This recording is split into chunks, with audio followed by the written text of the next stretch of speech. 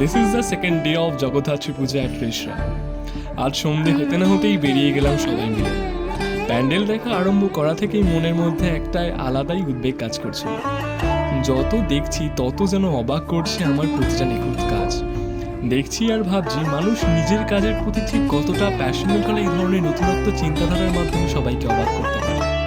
প্রতিটা কাজ যতটা না নিখুঁত, সমানভাবে প্রতিটি কোণায় রেখেছে তার অস্বাভাবিক দৃষ্টান্ত।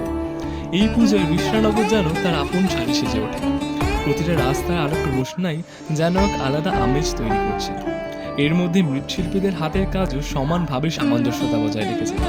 আর একদিকে আমার বোনের ফ্লেক্স করা যেন থামছিলই না। দেখতে দেখতে প্রায় অনেকটাই রাত হয়ে গেছিল। যাই হোক, এবার সবার পেটে খিদের জাগার দিয়েছিল।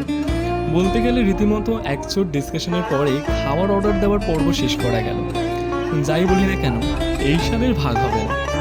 আজ এই অবধি, দেখা হচ্ছে।